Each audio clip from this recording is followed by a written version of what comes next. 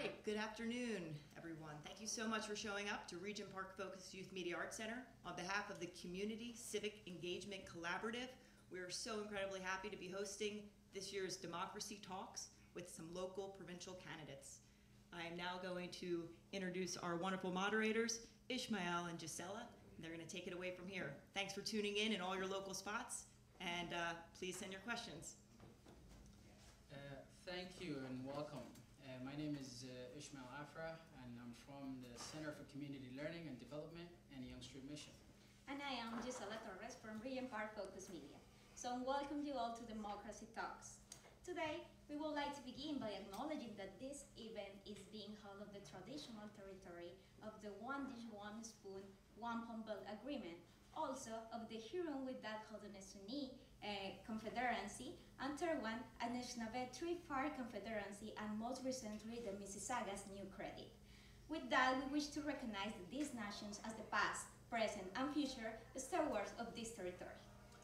The word Toronto, pronounced Tikaronto by the Haudenosaunee, means where the trees stand in the water, and Turonto by the Huron-Wendat means the gathering place. Today, Toronto is still home to many Indigenous people from across Turtle Island, and we are very grateful to have the opportunity to work and celebrate and gather in the spirit of community building in this territory. This land acknowledgement offering is from Malaika Auri, the woman who walks in the light, Wolf Clan, Haudenosaunee, Mohawk, Mi'kmaq First Nations. So we would also like to acknowledge that Regent Park Neighbourhood resides, and many folk here has been fighting for opportunities and mobilizing resources to create new opportunities, for residents, and particularly for youth. This is a neighborhood that has a long history of activism, ingenuity, and a spirit of community which continues to this day. A neighborhood where we work towards figuring out how to honor visions from the past, the present, and the future. So today we have, as you can see, Sus Morrison from the New Democratic Party, NDP, and Adam Summerfield from the Green Party of Ontario. So welcome, thank you for being here with us. And well, as you can see, there are two absent candidates, which represents the Progressive Conservative Party and the Liberal Party. But we are excited to talk with you too, Sus and Adam, so let's start. Thank you for coming, both of you.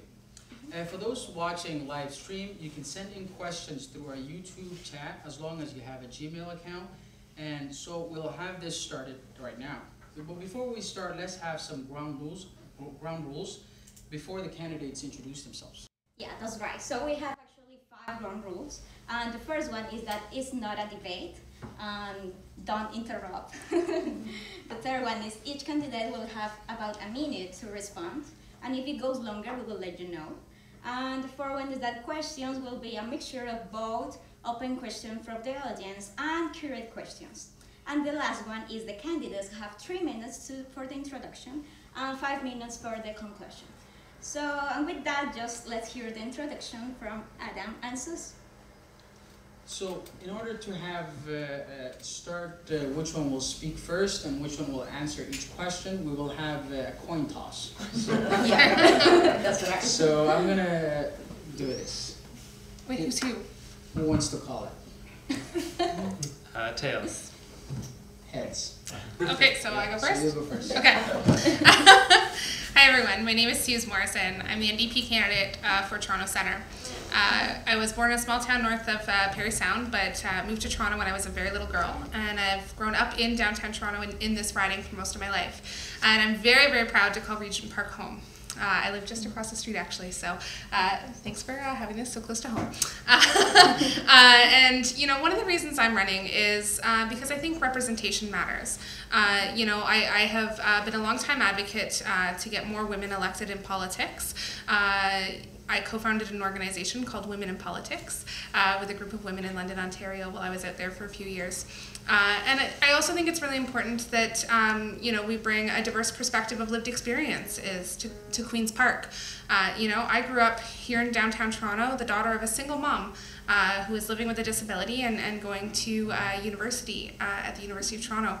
And you know, my experiences growing up were you know, we made hard decisions every day that looked like having to choose between whether we were going to keep the phone lines on or if we were going to pay our rent, or if we were going to put food on the table, you know, or if we were going to go to the dentist. And, you know, all of these years later, I still see so many families struggling to make those very, very hard decisions.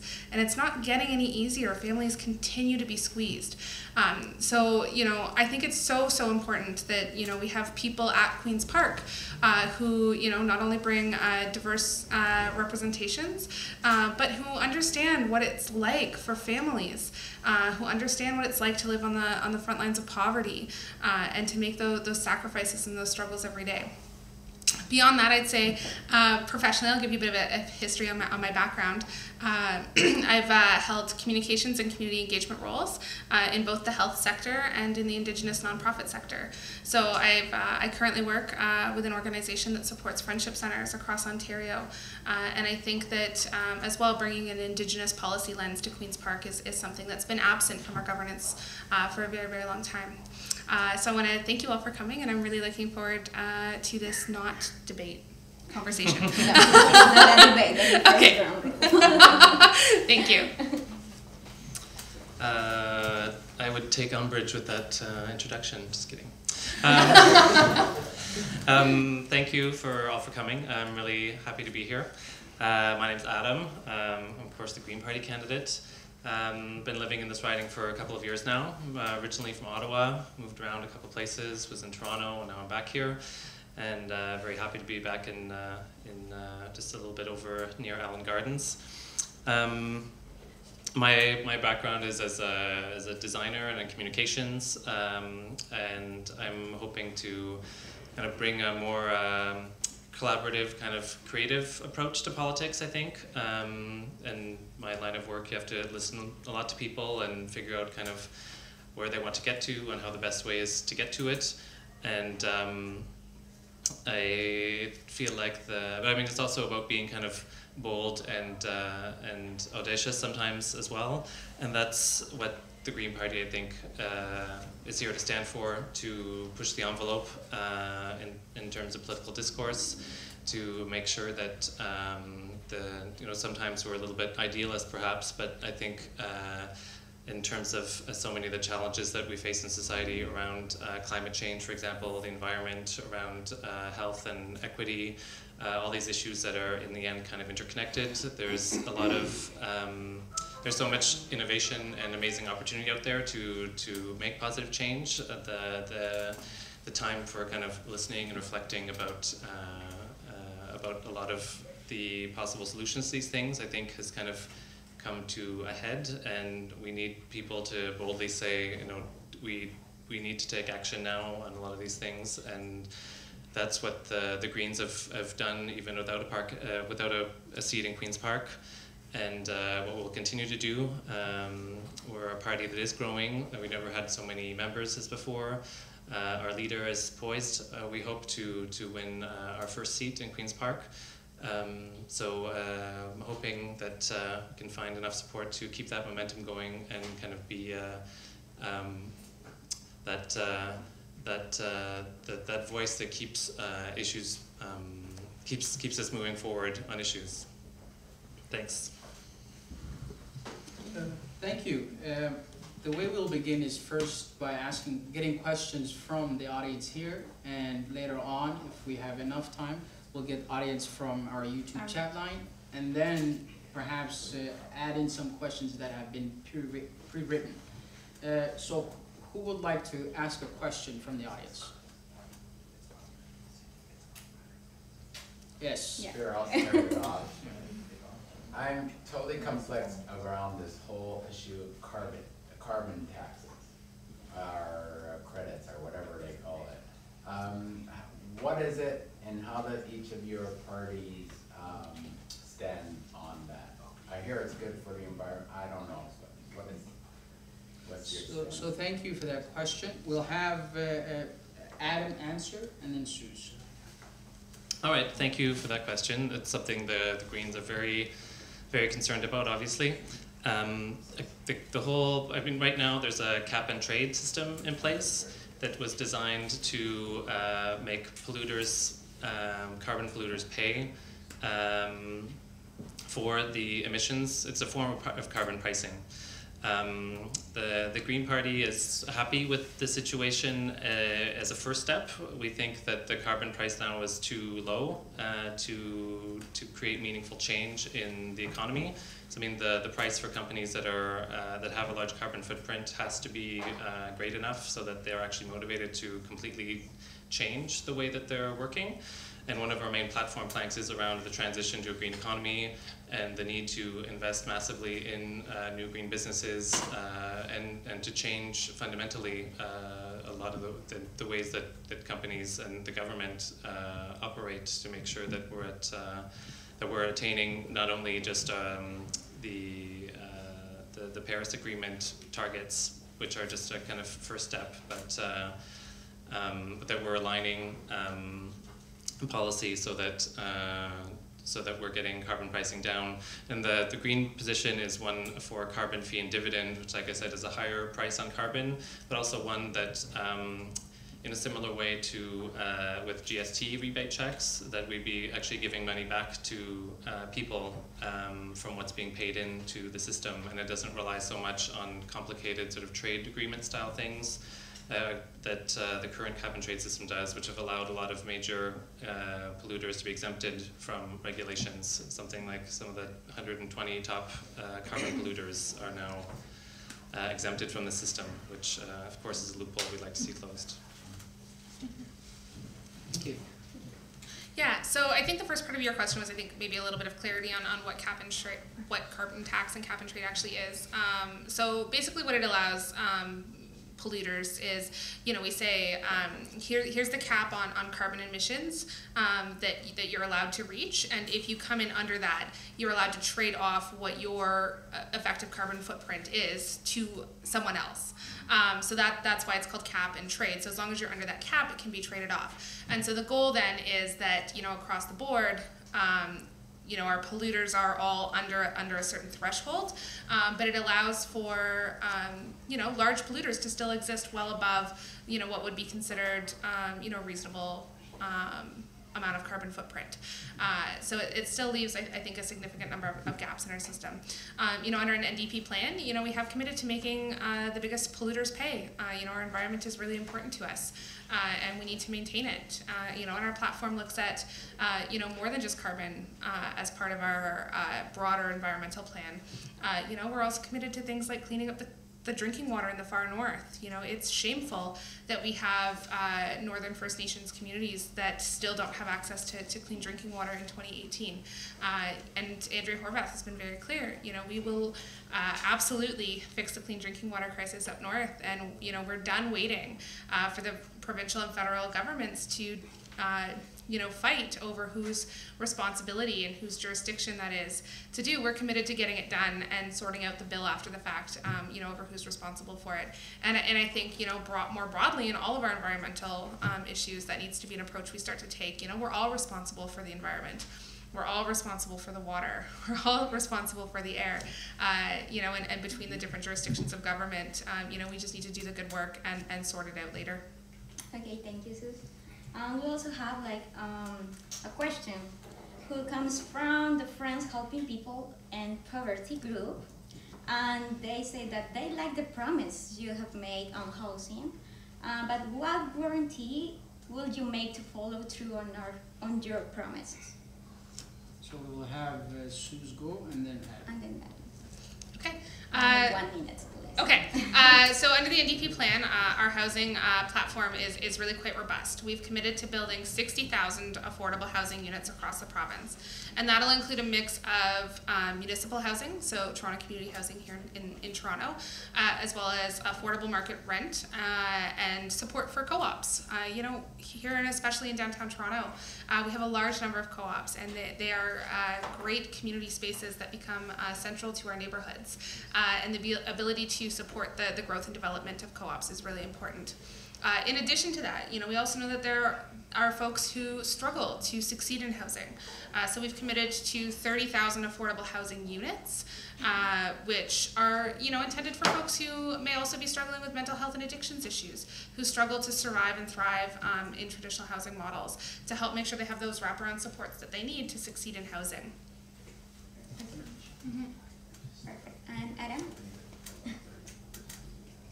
The Green Party certainly is very concerned about housing. It's one of the main planks in our platform as well. We think it's one of the social determinants of health. When approaching healthcare, housing, as well as access to mental health services, and so many other factors determine the general well-being of people and allow them to have a real chance, just like everyone else, at living a fulfilled life. We've committed to making sure that the developers are also part of the solution.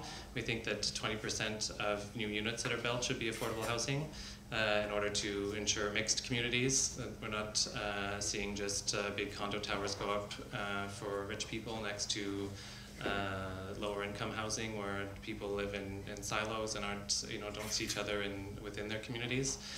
We think that there is, of course, an urgent need as well we've pledged further support as well to supportive housing and community housing, and not only to cooperative housing, but to cooperative businesses and to support the cooperative model in various forms. Okay. Great. I saw like a hand over there from the audience. Yes. Yeah. What is the question? Thank you for the opportunity to have this conversation with our candidates for the provincial seat on Toronto Centre. My question is regarding policing and carding. We have been in this community the target of TABs in the past, a disaster, a very awful experience with police officers coming in racial profiling us, including myself many times, and many members of our community.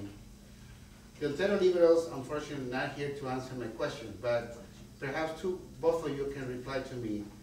Why is the Safe Ontario Act, just approved at Queen's Park, not good enough for the members of the opposite party? In this regards, my question is towards Suze.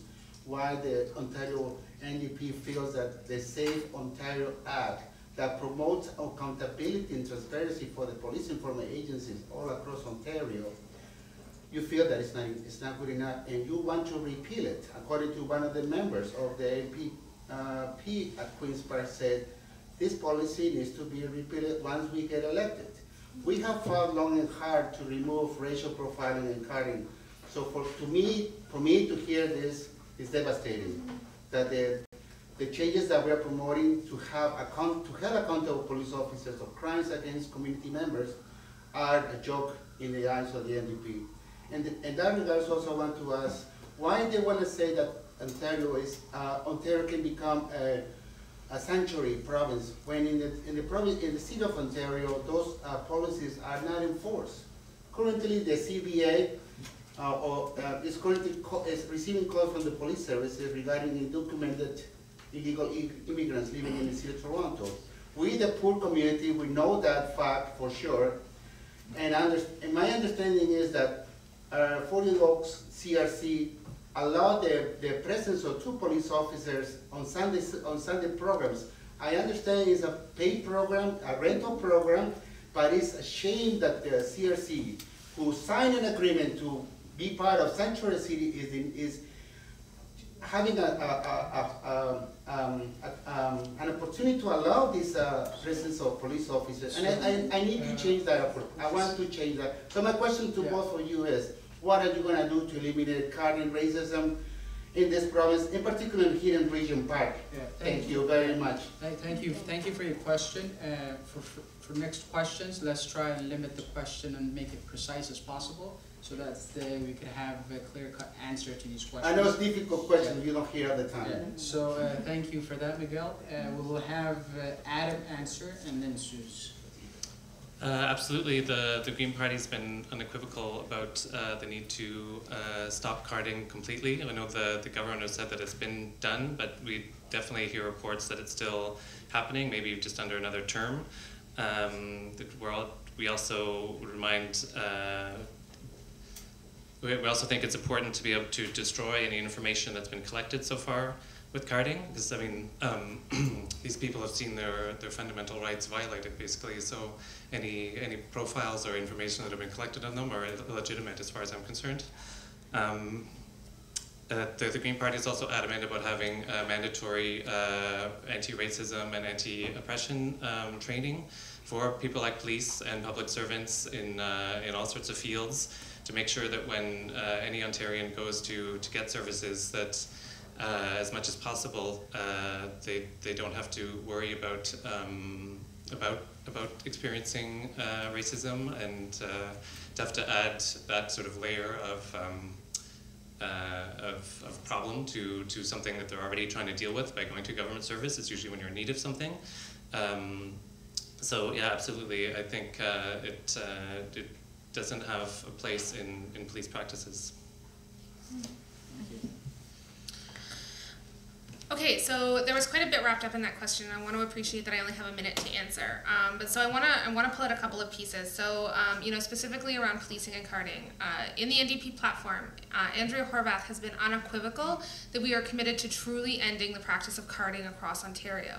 We know that the current regulations do not go far enough. We know that carding is still happening, and you know, the regulations as they were set up, you know, giving a receipt for being carded was never something that was going to satisfy communities, and was never going to eliminate the embedded structural racism that we see in our systems, including our police forces across Ontario.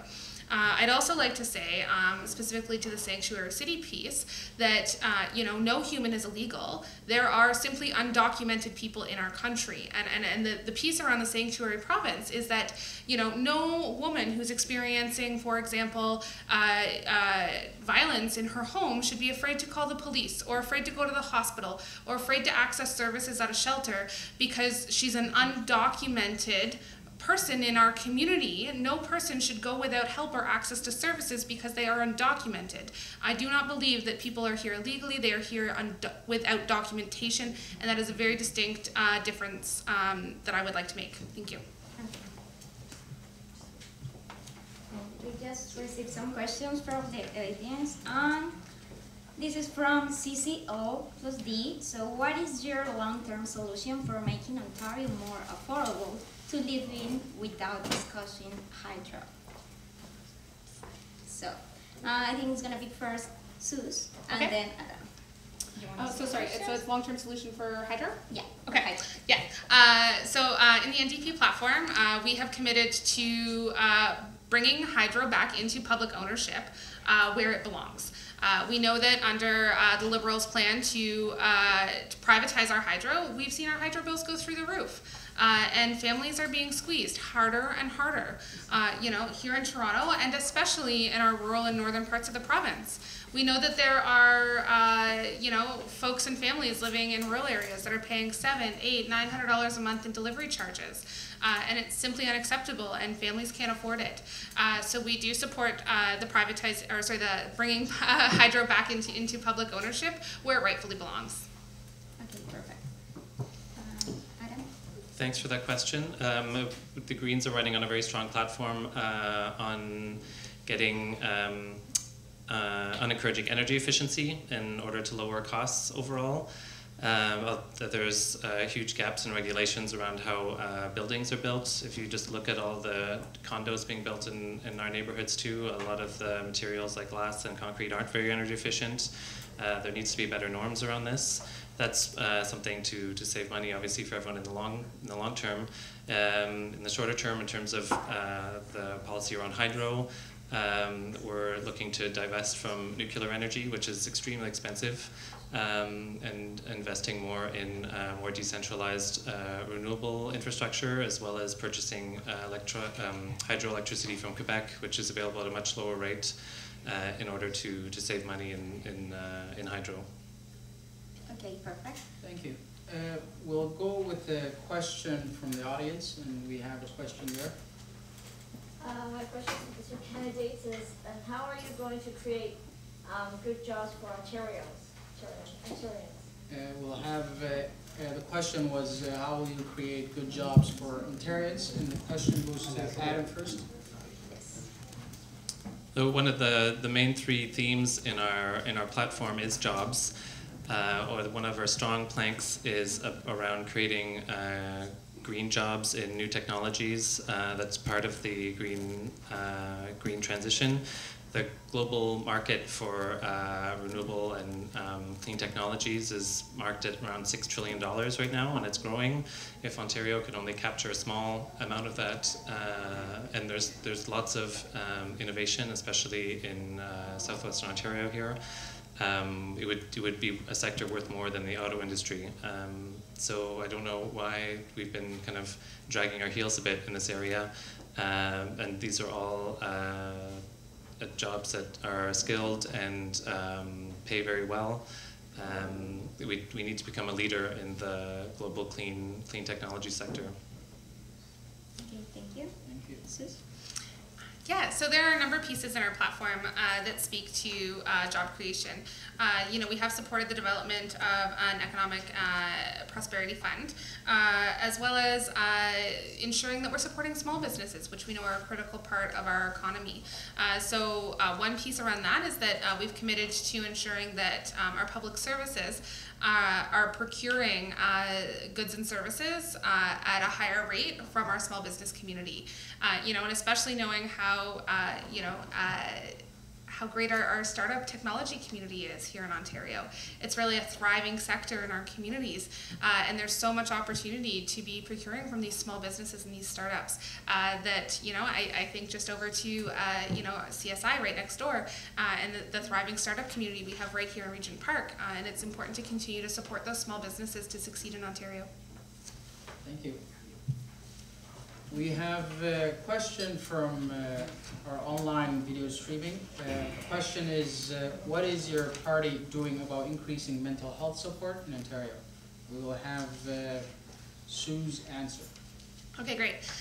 So one of the most significant pieces in our platform that it speaks to mental health is that we are actually planning to break the mental health and addictions portfolio and separate it out of the Ministry of Health. And what this is going to allow us to do is to create a dedicated ministry and a dedicated minister with the oversight for the mental health and addictions portfolio.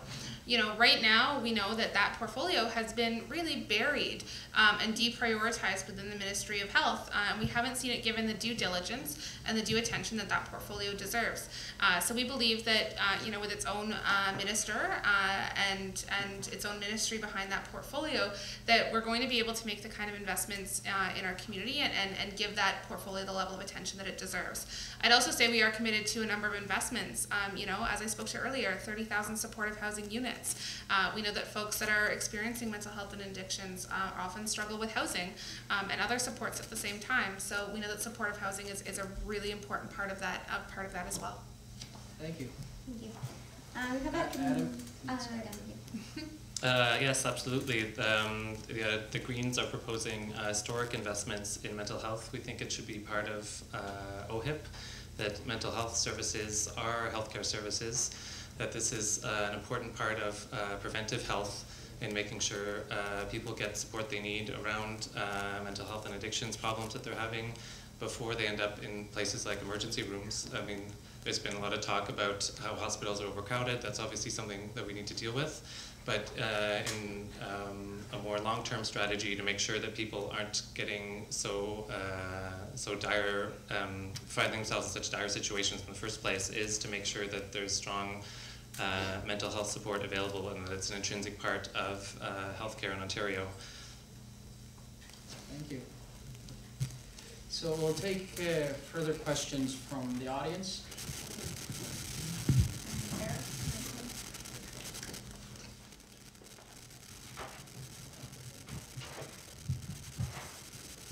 Yeah, I kind of have a two parts to this question. I'm not sure how you want to address this as potentially like one question, then coming back to it. But the two things that I'm wondering about are post-secondary education, student debt, things around that, and anything potentially in your party's platform about post-secondary education and access to education.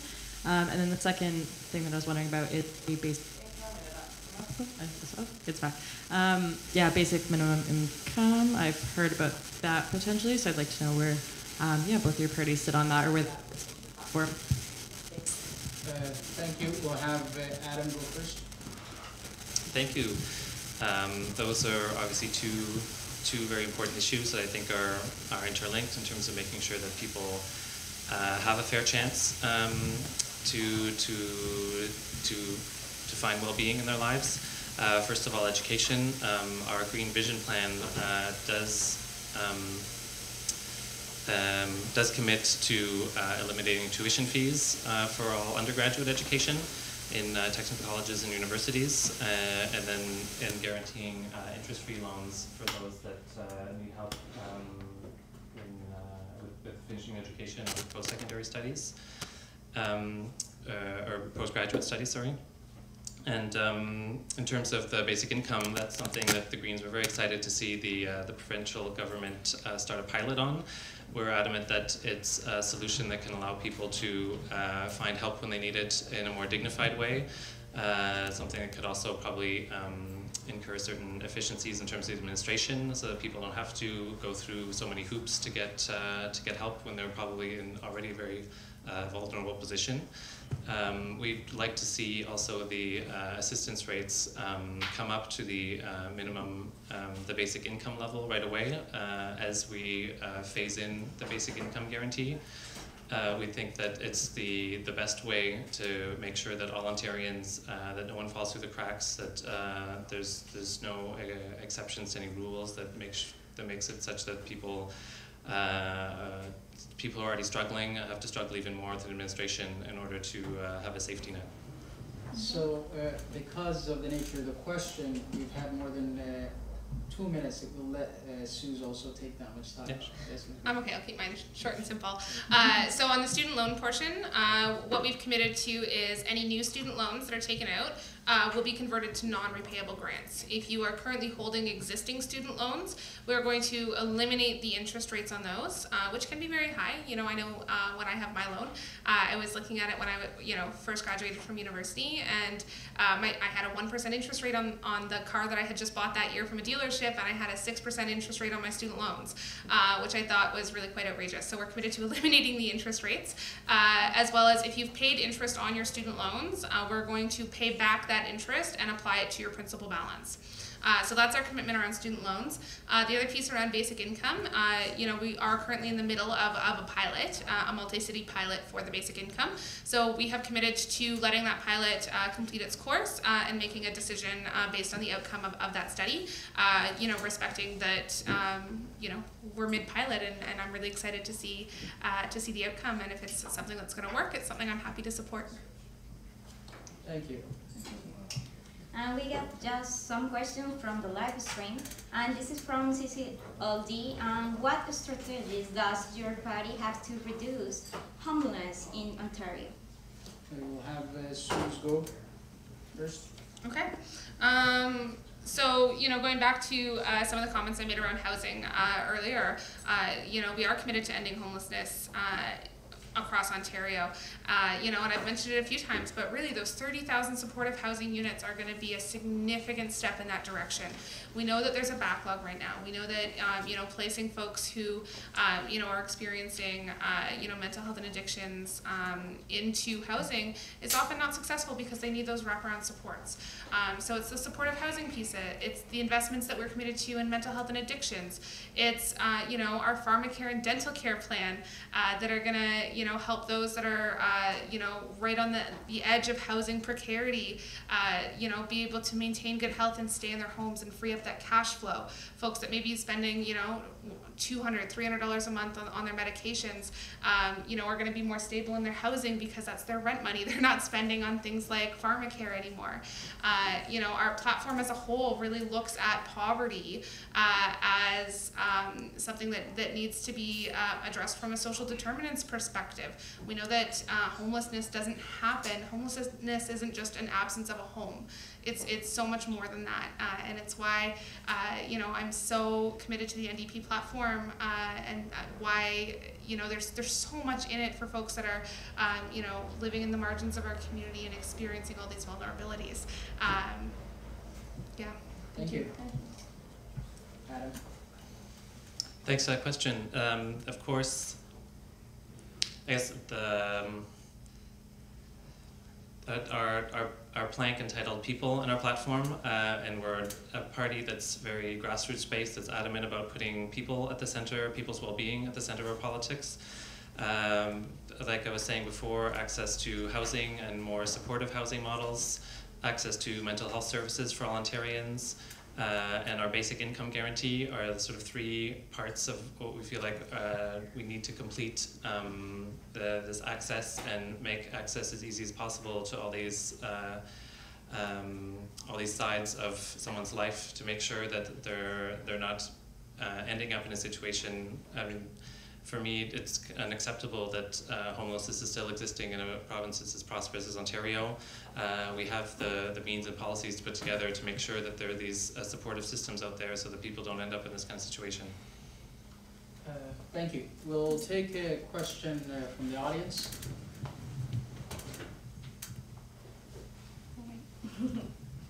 Hello. I would like to ask about seniors, and I work at the Regent Park Community Center, and we talk to a lot of seniors that when they become 65, then they lose all their coverage for their diabetes supplies, etc., and their walkers. What would your party do to eliminate this problem? Thank you. We'll have Adam answer first. Absolutely. I don't think anyone should be excluded from programs like this just because of their age. Obviously, these kind of support systems that we're talking about are supposed to be for all Ontarians, so that there's support when they come into these, so that there shouldn't be these kind of administrative situations where people end up in some category where they're not eligible for this or that anymore. We certainly support the pharmacare program as well, so that people have access to medicines that they need. I just don't see how why the situation should exist like that, and policy should be made in such a way that it's easiest for people from across all demographics to have access to the same services. Thank you, Susan. Yeah, so the NDP are committed to, the strongest plank in our platform, I think, is our pharmacare and dental care commitments. So our pharmacare plan we've committed to is truly universal. It's going to cover everyone. And unlike the current Liberal plan, doesn't just stop and turn off when you turn 25. It's going to cover our seniors. As well, our dental care plan is a huge step in the next iteration of our public healthcare system. And again, our dental care program is not going to leave anyone behind because of age or job status or their income level. It's going to be a truly universal program that covers everyone who doesn't have coverage right now. So, and for our seniors. So, in addition to that, we also are looking at investments that, knowing our seniors are accessing our health system more, as they age, and, as we're seeing our baby boomers start to become seniors and need the health system to be there for them. We know we're in a hallway medicine crisis in this province right now. We've got seniors lined up on stretchers in hallways where the nurses don't have access to oxygen lines if they need them, where they're going to the bathroom sometimes in bedpans and hallways with 100 people around them. And it's completely unacceptable, and it leaves our elders without dignity or respect. And so we're committed to ending the hallway medicine crisis to make sure our healthcare system is there for those baby boomers as they become seniors. And to make sure that, they have good long-term care homes to move into, where they're, getting, a fair amount of care, a good amount of care, and where they're treated fairly and respectfully. Thank you. We have a question from our live chat, our live stream. Question is, why has no candidates have addressed the issue of gun violence in the city? We'll have Suze go first. Okay, so this is one that touches really close to home. I live here in Regent Park, and just over a year ago, my husband and I were witness to a shooting here in the city, and we performed CPR on a man who died at the corner of Cole and Regent Street while we responded. And, it's from a lived experience perspective, it's something that I'm going to carry with me into Queen's Park. I know what it's like to be on the scene. I've seen how gun violence affects a community like Regent. I've seen the impact that it has on my neighbors, that it's had on my family, that it's had on the kids in our schools. And I will say that, while the gun violence piece may not be, called out specifically in our platform, again, when you look at our platform from a perspective of the social determinants of health, what are the upstream causes of gun violence? We know it's not necessarily just guns on the streets. It's what is our relationship with our police? What is, the youth in our community? How, are there schools, safe places for them to go to school? Are they getting access to the programs and services they need? Are their families being, left behind by poverty? Are they put into these vulnerable situations where they're turning to violence and they're turning to crime because they've been excluded from their communities in so many ways? And so, I would say in that respect, the NDP platform is, addresses gun violence before it even starts.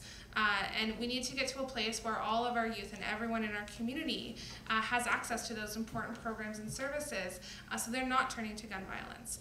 I've gone way over time, sorry, thank you. Thanks for that question. I agree with a lot of what's been said. I think it's a question of, I don't think should really be a partisan issue. I think a lot of the underlying causes are pretty obvious. We need to, as we've addressed in other questions, address poverty. Like I was saying, our plan is that couples a basic guaranteed income with increased mental health services and investment in housing and making sure that housing is available, anti-racism training for all public servants, including police officers and people working in schools. When we've seen rates that disproportionately affect certain communities, like the Black community in schools, that are totally unacceptable. I think there's a lot of sort of obvious places where you're seeing racism and poverty affect disproportionately racialized groups in society. We have to be working really hard to make sure that those issues are addressed. So thanks. Thank you. Thank you. And with that question, it's time's up, so we have to finish that now. But we'll really enjoy to have you here. Thank you for the audience for participating too. So that is Democracy Talk for today. And of course you have to vote, and for that information my partner is going to tell you. So on June 7 is the day of election, and before you can, some of you may not have registered, so we have registration happening at CSI. This is 585 Dundas at the Daniel Spectrum, the 3rd floor. And on June 7, I hope most of you vote on that particular day. And with that, we're going to have closing remarks by our both speakers. And since we've had a coin toss, I will have Suze go first. And you have 5 minutes for the conclusion. Okay. So first off, I want to thank everyone for being here, and I want to thank the organizers. I think these debates are really important at election time. I think that it's really important for communities to be able to hear from their candidates exactly where they stand on the issues. And I will say, forthright, that I'm incredibly disappointed that the Liberal and the Conservative candidate have not been here today. I think it's unfair to the community, and I think it's unfair to the political process. And if your politicians are not going to show up for you during election time, when exactly do you expect them to show up for you when they're not asking for your vote? So, having said that, I am thrilled to be here today, and I am so thrilled to be standing with the NDP and with Andrew Horvath. Our platform brings so much to so many people, and we are committed to true change for the better for Ontario. Our plan for universal prescription drug coverage that doesn't leave anyone behind, for universal dental care that doesn't leave anyone behind, for support for students who are struggling to pay down outrageous student debt so that they can get a good start in life, for childcare for young families, for an end to poverty, for making sure that people have access to safe, affordable housing that's in good repair, for reconciliation for our Indigenous communities across Ontario, you know, in the far north where there's no clean drinking water, and here in Toronto and in urban centers, you know, where we see urban Indigenous communities with their own unique needs that need to be addressed. You know, all of these things are reasons that I am so passionate about the NDP platform and so excited to be running with a slate of candidates and with Andrea Horvath across Ontario. So thank you so much for having me here today. It's been an absolute pleasure. Thank you. Thank you. Thank you.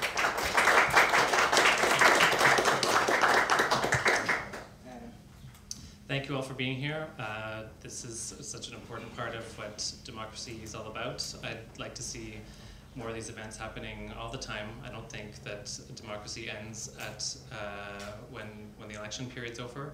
I think voting is just the beginning of that process, really, when it kind of reboots itself and we get a new government and new members in the House.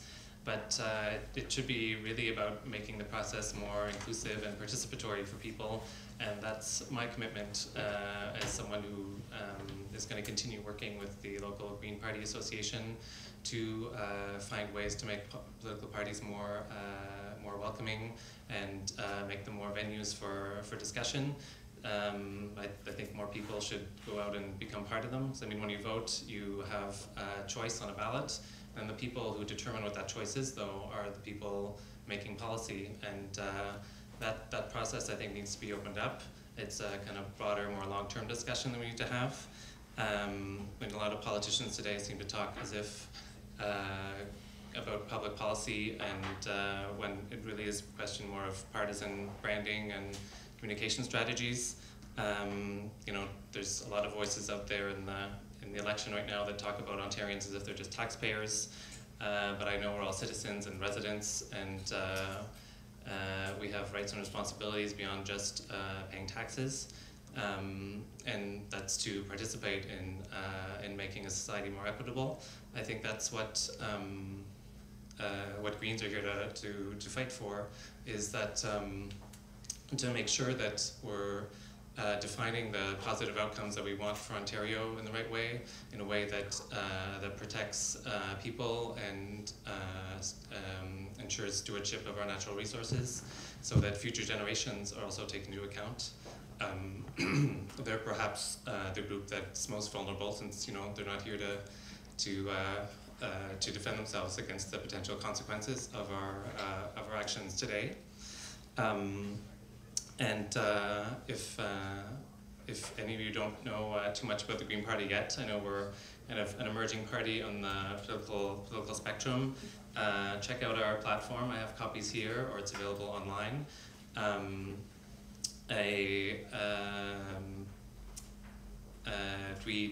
For the first time during Ontario election, you know that when you vote, it counts also for funding for political parties. So each vote does count proportionately to finance the party you're voting for. So make sure you think of that, and I would hope that you would vote with the party that really aligns with the values and your priorities.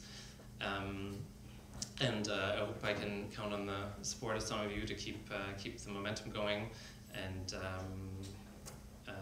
yeah, I'm here for the long term and not just for the election. So thank you.